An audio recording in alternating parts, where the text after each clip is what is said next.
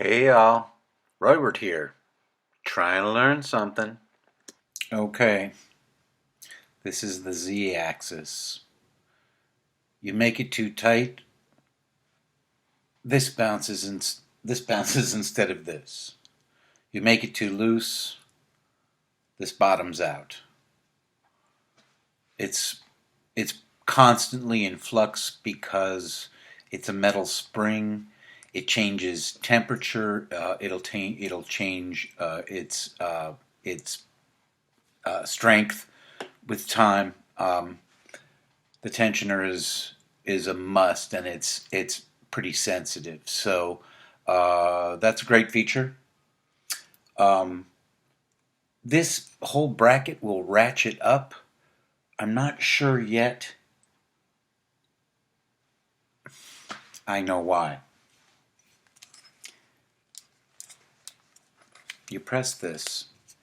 If you want to hold it at another angle, if you want to hold it out, you change the pitch of this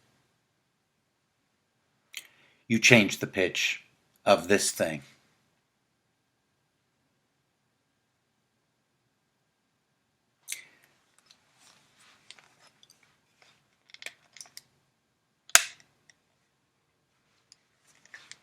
Trying to learn something. There are a series of firmly locked positions that snap into place that you want to undo before operating, or you get this warning signal that tells you something's wrong, and had to figure that out too. Turn it on. All right. So it does this. It does this.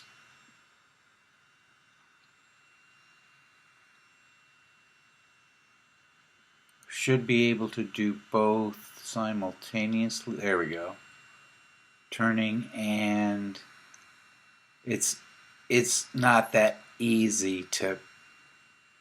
It'll take some skill building. This is touch sensitive, so depending on how much pressure you give it is how quickly the thing moves.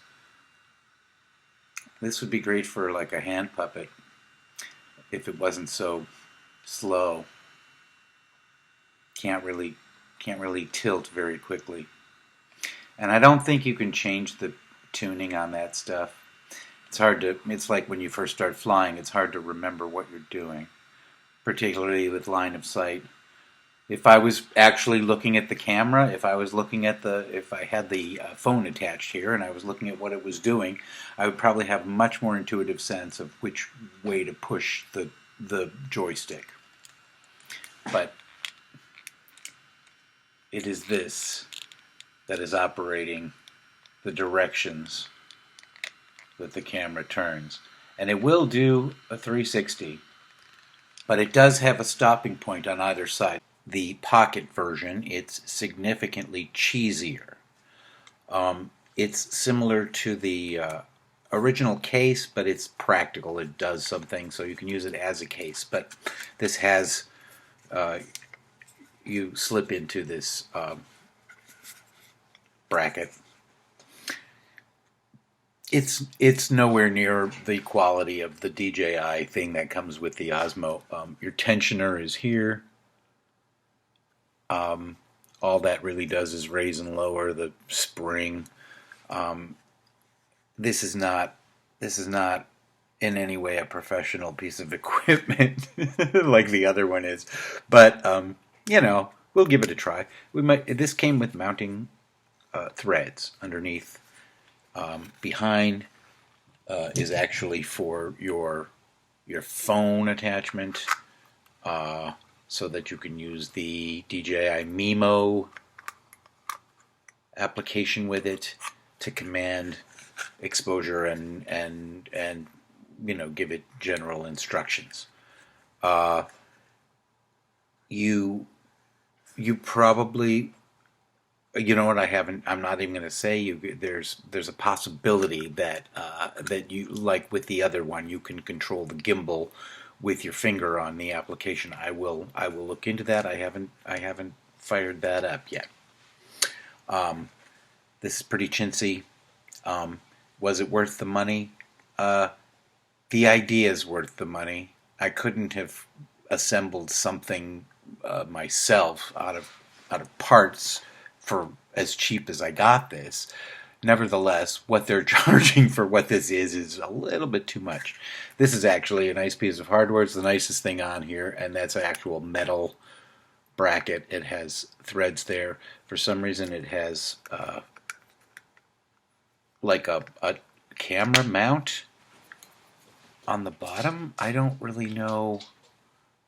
I'm not really sure. Flash mount? I'm not really sure why that would be there, or if it's even relevant to this product. This is a spring tension device. This is separate hardware. This does not. This is a threaded on both sides. You have your choice of how to use these things.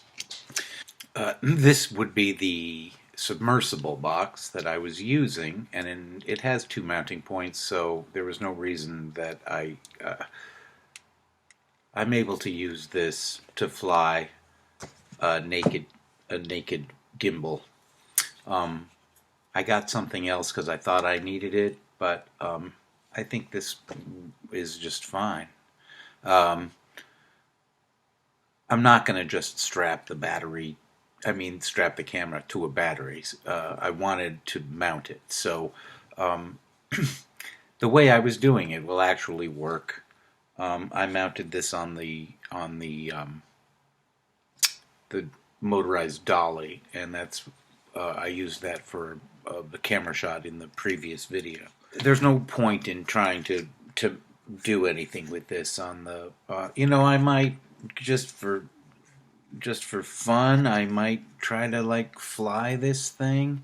I can't fly the big rig, but I might be able to fly this thing. It wasn't expensive, but for what it is, it was too expensive.